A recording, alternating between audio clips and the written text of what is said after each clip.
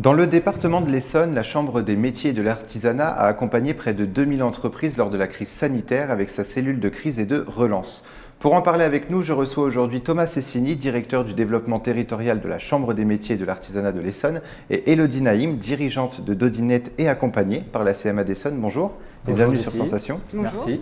Alors pour la reprise de leur activité, 42% des entreprises artisanales du département de l'Essonne ont eu une activité entre 0 et 25% comparé à la situation d'avant Covid. 22% ont pu reprendre une activité entre 75 et 100%. La crise sanitaire a eu de nombreuses conséquences sur les entreprises artisanales.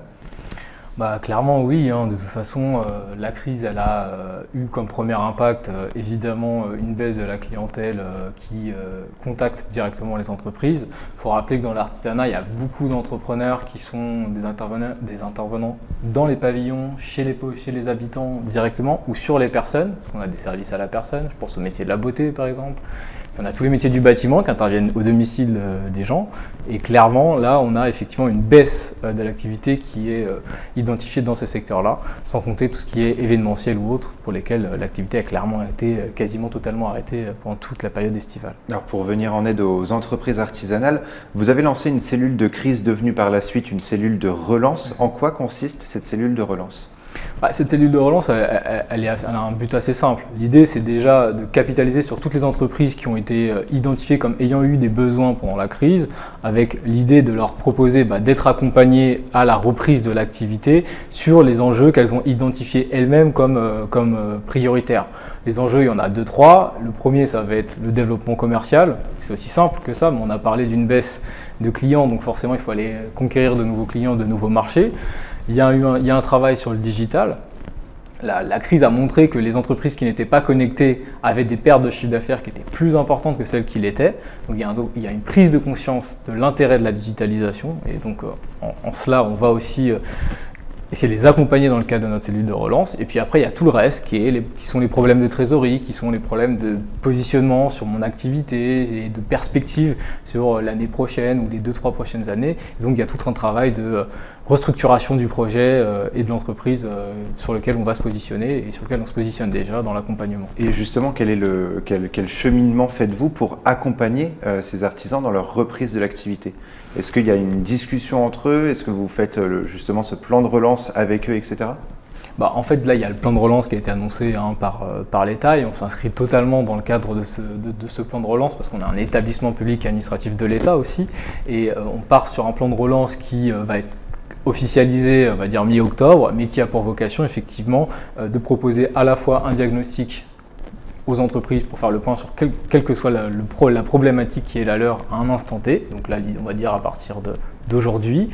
Derrière, on va travailler sur justement soit le digital, soit le commercial, soit aussi, pourquoi pas, les perspectives financières ou des difficultés si c'est des sujets qui émergent des échanges lors du diagnostic. Et donc, l'idée, c'est de faire quelque chose de très simple. L'entreprise en a besoin, on se déplace, on va chez elle, on fait le point avec, on rompt aussi un peu l'isolement, ça permet d'échanger et puis travailler sur les plans d'action les plus adaptés à leur situation. Et justement, quelles sont les solutions qui s'offrent à eux ?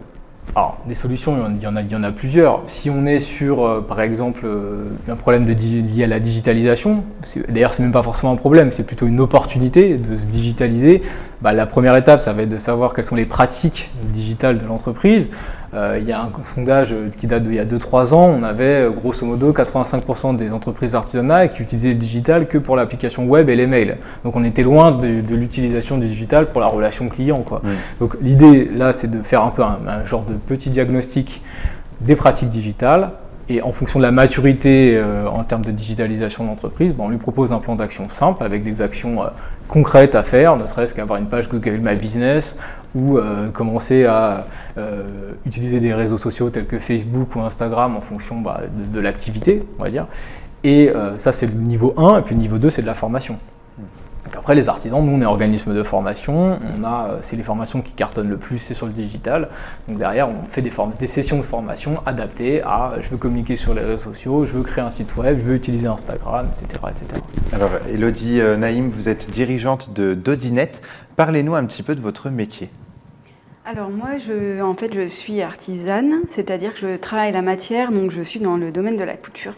Et donc, je crée des patrons d'accessoires à coudre, donc principalement des sacs. Ça peut être un peu tout, hein. Il y a des choses qui sont pour les hommes, plus pour les femmes, pour les familles. Parce que de base, moi, je suis éducatrice de jeunes enfants. Et comme on disait, voilà, moi, je suis en ligne, donc je suis dans le digital, donc j'ai été quand même un peu épargnée par la crise du confinement. Mais j'ai dû me réinventer et j'ai dû aussi rebondir pour travailler autrement. C'est ça justement, comment est-ce que vous avez vécu cette période de crise sanitaire et surtout ce confinement? Alors ça a été beaucoup de travail, parce que aussi je suis maman, donc l'école à la maison, j'avais 2 enfants à m'occuper. Donc c'était mes journées, je commençais à 4h du matin et je travaillais de 4h à 9h. J'avais presque fait ma journée de travail et j'ai choisi d'être vraiment très présente en ligne, majoritairement pour accompagner les gens, parce que je suis sur le domaine du loisir. Donc je leur ai créé des challenges, des petits défis. J'ai créé aussi des patrons gratuits autour de masques, de pochettes à masques, pour animer les réseaux. Donc mon travail s'est plutôt orienté comme ça. Et puis j'ai dû fermer mon service d'expédition, parce que je vends aussi des kits couture. Et là, avec le confinement, c'était pas possible. Et ça, justement, de devoir fermer l'expédition en fait, de vos produits, est-ce que ça vous a énormément impacté? Est-ce que vous avez pu reprendre une activité aussi plutôt normale, on va dire, après le confinement? Alors après le confinement, je m'attendais à ce que ça reparte tranquillement. Mais en fait, je pense que les gens n'avaient pas vraiment envie d'aller en magasin, ils n'étaient pas rassurés. Et du coup, oui, j'ai été impactée pendant le confinement. Je n'ai pas du tout vendu d'articles physiques à envoyer. Mais dès lors que j'ai réouvert, en fait, j'ai vu arriver une vague et je n'étais pas du tout prête. Parce que je suis toute seule pour emballer les colis. Et voilà, c'était vraiment dur de suivre. Donc finalement, une bonne reprise malgré tout, un peu dense, mais une bonne reprise malgré tout. Comment la CMA vous accompagne et vous suit tout au long de l'année? Alors déjà, la CMA, elle m'a beaucoup aidée dans mon projet parce que j'avais un projet de micro-entreprise que j'ai monté toute seule et on se sent vite isolé et on a du mal à cerner ses besoins, etc. Donc la CMA, dans un premier temps, m'a beaucoup aidée avec le dispositif #leader qui m'a aidé à cerner mes besoins, à faire un prévisionnel, etc. Et puis, un petit peu avant le confinement, j'ai fait une formation du coup, sur la micro-entreprise et il a été identifié que ce statut n'était plus adapté à mes besoins parce que je commençais à avoir une charge de travail trop importante et qu'il fallait que je délègue certaines choses. Donc du coup, en plein milieu du confinement, la CMA m'a accompagnée pour monter une SARL, changer de statut et faire toutes les démarches que j'avais à faire parce qu'il y en avait beaucoup. Et qu'est-ce que permet justement ce changement de statut dans votre activité aujourd'hui? Alors déjà, pendant le confinement, ça m'a permis de pouvoir améliorer mon site internet parce que ce qui s'est passé, c'est que j'ai été une des premières à proposer un patron de masque. Donc forcément, mon site il a été victime de son succès. Je suis montée à plus de 600 000 visites en un mois. Donc j'ai dû réinvestir, prendre un programme plus important pour héberger mon site. Du coup, ce nouveau statut me permet de déduire des charges. Et aussi, j'ai maintenant des personnes qui sont micro-entreprises qui travaillent avec moi. Et ça me permet de leur proposer des petites missions ponctuelles et de me décharger aussi. Donc comme quoi le confinement a été finalement positif quand même pour vous. Thomas Cessini, prochainement, la CMA va mettre en place le parcours croissance afin de relancer les activités artisanales. En quoi ça consiste ? Alors, le parcours croissance, comme je l'évoquais un peu plus tôt, c'est grosso modo 3 possibilités. Il y a une clé d'entrée, c'est un diagnostic d'approche globale qui s'appelle Performa, l'idée de travailler sur la performance de l'entreprise. J'identifie donc je suis conseiller CMA, j'identifie avec l'artisan les leviers de la performance, mais aussi les freins. Et à partir de là, on travaille sur les forces, mais on essaie aussi de gommer un peu les faiblesses et dont on va parler de marge de progrès. Ensuite, effectivement, on propose plusieurs possibilités, soit travailler sur les actions numériques. Donc j'identifie les outils à utiliser en termes de réseaux sociaux ou de sites web, ou même les Google AdWords, etc. qu'on va utiliser pour être mieux référencés. Et ensuite, on va aller travailler éventuellement sur le positionnement commercial. Pourquoi on est sur ces 3 éléments qui sont clés? C'est parce que l'entrepreneur artisan, il n'a parfois pas le temps de se poser ne serait-ce qu'1 heure ou 2 pour faire le point sur sa situation. Et là, le faire avec un conseiller, c'est vraiment un avantage parce que ça lui permet d'avoir un regard un peu plus objectif sur les choses et de prendre un peu de hauteur. Ensuite, le côté digital, il est intéressant et c'est souvent la demande numéro 1.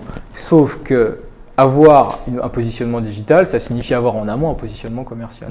Et s'il n'y a pas de bon positionnement commercial, derrière, d'un point de vue digital, ça ne va pas forcément matcher, ça va pas forcément fonctionner. Toujours dans cette optique de relancer les activités. On aura l'occasion de reparler ensemble dans une autre émission. Merci beaucoup Thomas Cessini et Elodie Naïm d'avoir été avec nous. On peut retrouver plus d'informations sur votre site cma-essonne.fr et pour revoir ou réécouter cette émission, rendez-vous sur notre site et application Radio Sensation.